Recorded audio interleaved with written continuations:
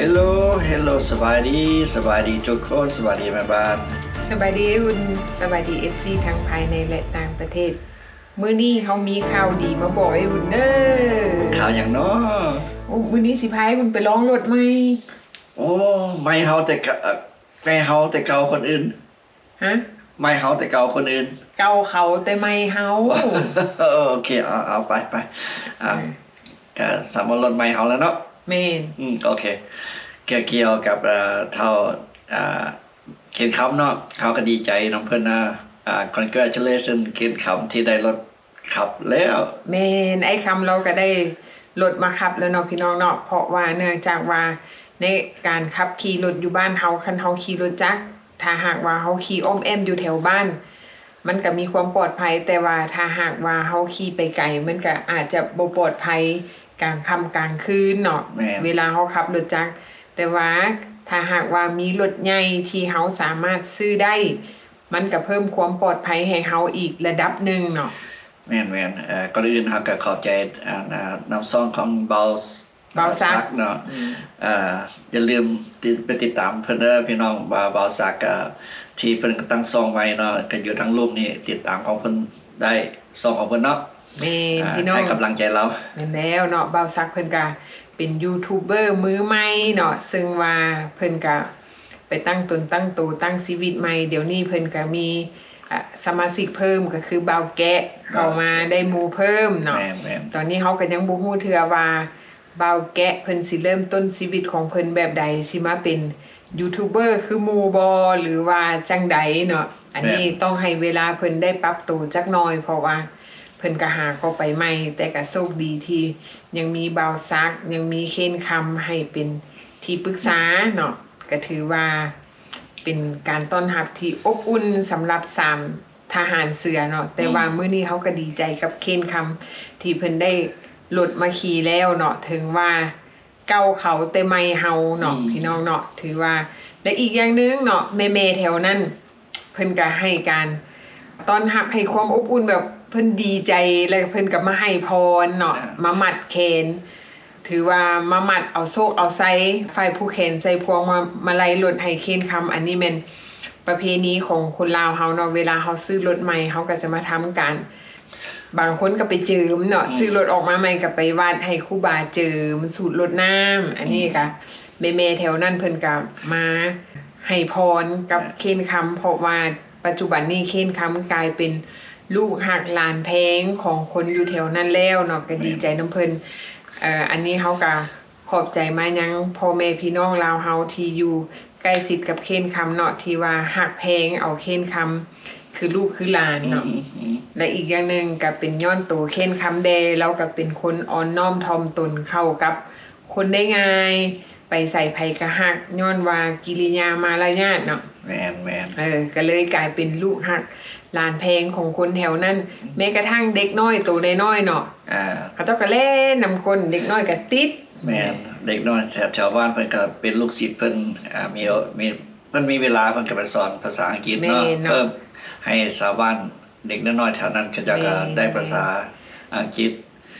และอีกอย่างนึงเนาะเคนคำเราไปซื้อรถก็ยังมี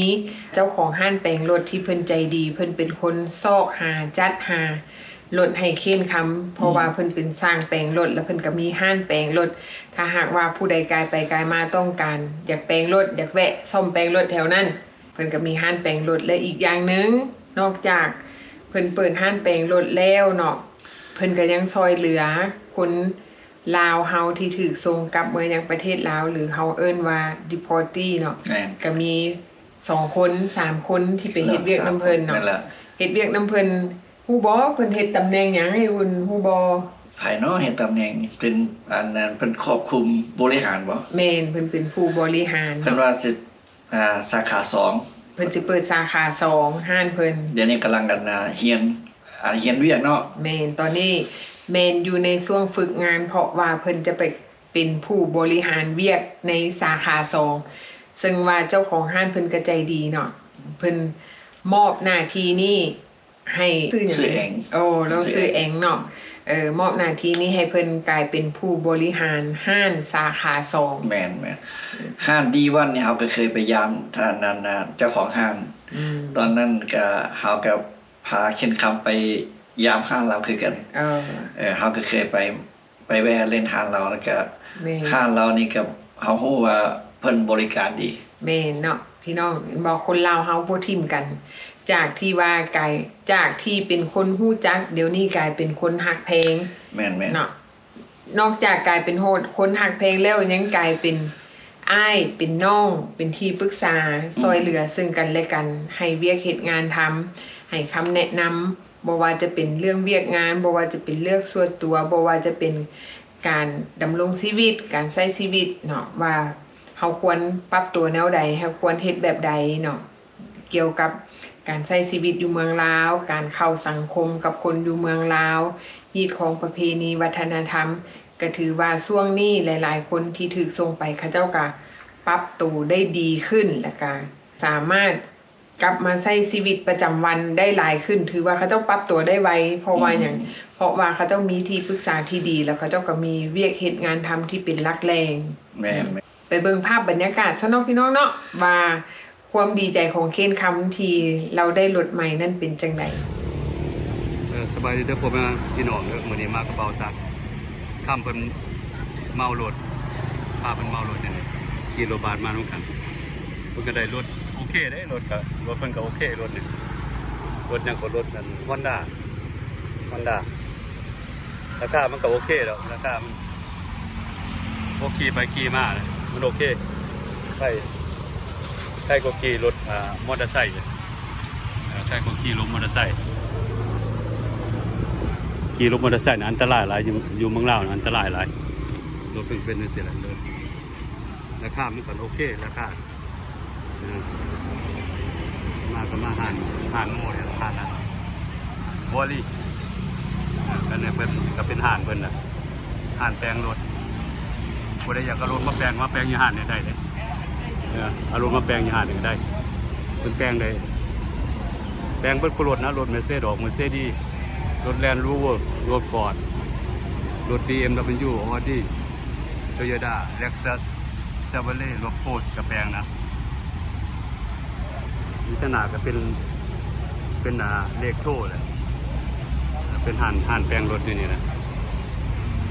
ห่านแปลงรถถ้าเป็นเมารถนี่โอเคแล้วรถเป็นกันบ่เป็นขั้นใหม่หรอกคือพวกขี่ไปขี่มาเด้นะมันก็โอเคใครก็ขี่รถมอเตอร์ไซค์เป็นจังซี่แหละเนี่ยนี่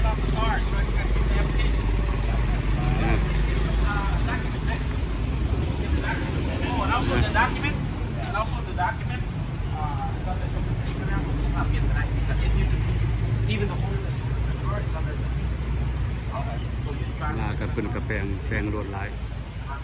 ยคันนี่เป็นกับ BC เลยแต่คู่มือBC คนกับเขามาหลายอยู่มันจะสร้างแปลงรถนะ6-7 คนเลย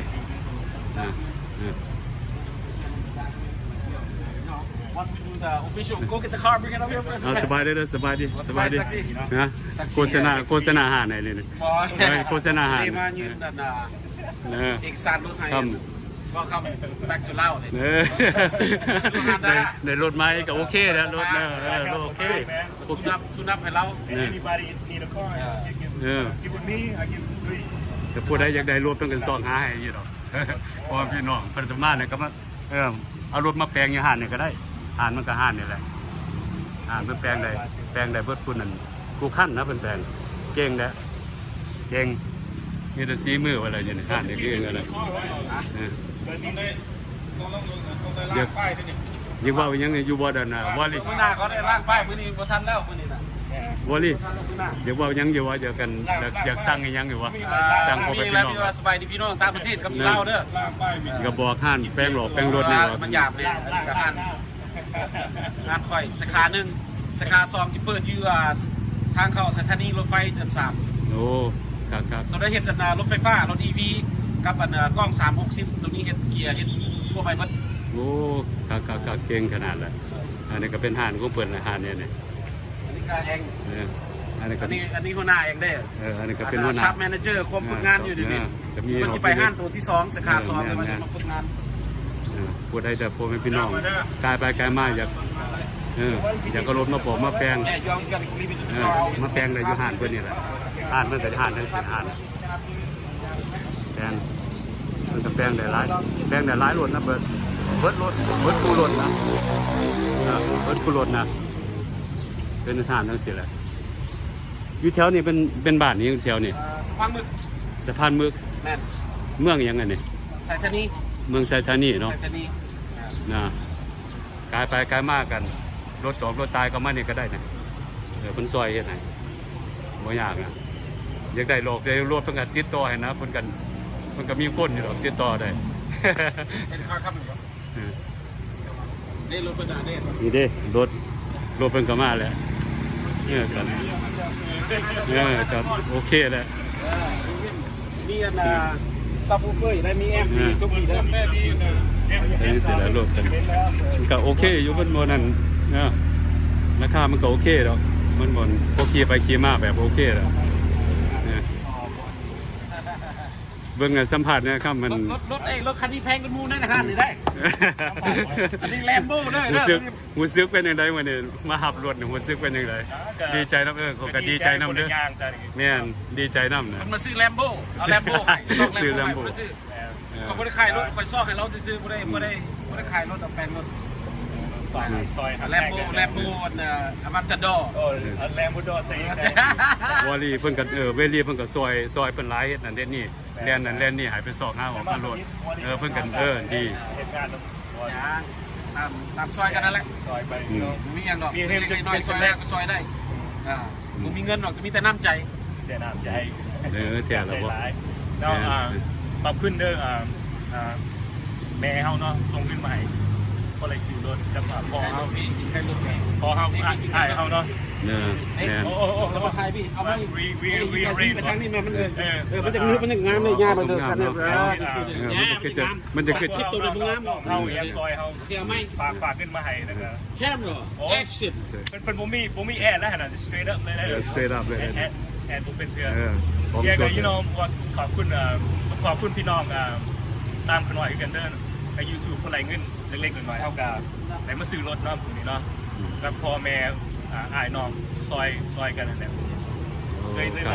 ด้รถพ่อขี่ไปนั่นแหละเขาบ่อยากขับกล้าขี่รถจักรมีเอกสารเนาะมีเอกสารเนี่ยเพิ่นเอาเอกสารให้มีเอกสารมีครบทุกแนวนะเพิ่นกันไปกับขี่ก็มีแล้วขับรถก็แบบสะดวกสบายลาวแท้ลาวแท้ๆเลยนี่คัมแบ็กลาวแล้วคัมแบ็กลาวเลยจังหน่อยสิเฮ็ดพอดีหรอกก็ดี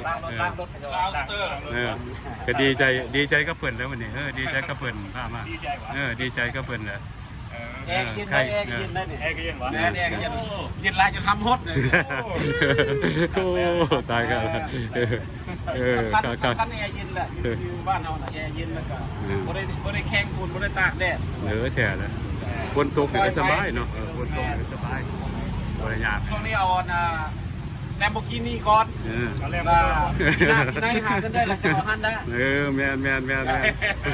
ตอนเอาแลมโบกินี่ก่อนเขาขี่ไปชื่อเป็นคนมาแท้ก่อนยังจะเอารถงามเพิ่นก็ขอบใจแต่วาลีได้วาลีก็ซอยมันเฮ็ดได้นี่คนนี่ซอยตาม YouTube เฮาก็ไหลเงิน YouTube คือกันแล้วก็โอมเงินทำมาใส่ไปรถไม้เลยจ้านี่ขอบคุณพ่อแม่พี่น้องหลายเด้อขอบคุณพ่อแม่เฮาเพิ่นขอบคุณดีแล้วเรื่องรถให้หมดแม่หมดน้องสาวผู้สาวนี่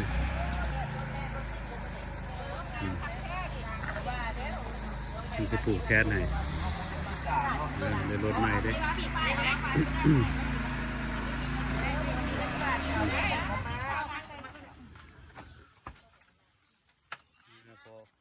เมียเป็นสิปลูกแคสให้เนี่ยในรถในรถใหม่ได้ครับเลยกินกันไหมผูกแขนรถให้รถคุณปลูกจะปลูกแคสให้รถใหม่ดึง2 มือเอา ไม่เสียดายหมวดแม่หมวดคนมัดใส่พวงมาไล่มัดพวงมาไล่ ใครไหลอยู่บ้านนะใครลงไหลอยู่บ้าน ปลอดภัยจากอันตรายนักถ่วงไหมห้ามคูณไหมวันนี้เด้อรถเท่าคำเด้อวันนี้เด้อคุณเด้อเดี๋ยวได้เขากำลังเป็นร้อยใครได้เขากำลังนี่เด้อมาหนึ่งเด้อให้โชคให้ลาบเด้ ให้โชคให้ลาบ ให้โชคดังเบิ้ลให้โชคดังเอาเด้อ มันก็มาปลูกแก๊สให้เดี๋ยวรถใหม่เด้เป็นประเพณีของกันคนลาวเลยอยู่เมืองลาวเป็นจังซี่ล่ะ พาหาเงินหาคำหาบวนพาเสือนเด้อ รอกันรอแม็กไม่น้อง เอาเงินบนสารเฮาหน่อยเด้อเป็นเต้าเด้อวันนี้ได้คอกันทอดสปีดอีก คักโอ้คักแล้วนี่ 4,000มาต้องจะยกสูงเลยเนาะรถเนี่ยยกขึ้นยกสูงก็ได้ที่ไปจากนอกได้ยกขึ้นสูงได้นะ เพิ่นก็มาปลูกแก๊สให้เล็กๆน้อย มัน มันนิ่มๆอยู่เลยเนาะ มาจากญี่ปุ่นนะ มันนิ่มอยู่ได้ ๆแต่รถใหม่ได้เป็นประเพณีลาวได้อยู่เมืองลาวไปจังซี่ล่ะรถมันกันโอเคดอกรถมันกันโอเคไปขี่มา เป็นแนวใดพี่น้องดีใจนำเค้นคำบ่เนาะ ดีใจ โอ้เขาสิได้ไปลองได้นี่ แมน เนาะไปล่างป้ายเขาว่า คนเราเขาเจ้าห้องล่างป้ายเนาะไปล่างรถใหม่ อ้าวรอท้าได้เขียนคำเอาไปหาจะได้ล่างปลาอีก แม่เนาะอย่าลืมมาหับเด้อจื้อบ้านได้บ่เนาะสีเมือง แมน เขาสิได้โทรให้ไอ้เคนมาหับได้นี่ แมนเนาะเขามีคนพาเที่ยวแหละบัดนี้ แมนนะ เนาะ โอเคเนาะพี่น้องนะเขาก็จะสำหรับคลิปนี้โอกาสนี้เขาจะได้เจอกันคลิปหน้าเนาะ แม่เนาะพี่น้องเนาะถ้าหากว่ามีอย่างดีๆใหม่ๆเขาก็จะมาเล่าสู่กันฟัง อันนี้ก็เป็นภาพบรรยากาศของเคนคำว่าชีวิตเพิ่นก็ถือว่ายับขึ้นไปอีกก้าวหนึ่งเนาะพี่น้องโอเคเนาะ โอเคเจอกันคลิปหน้า บ๊ายบาย บ๊ายบาย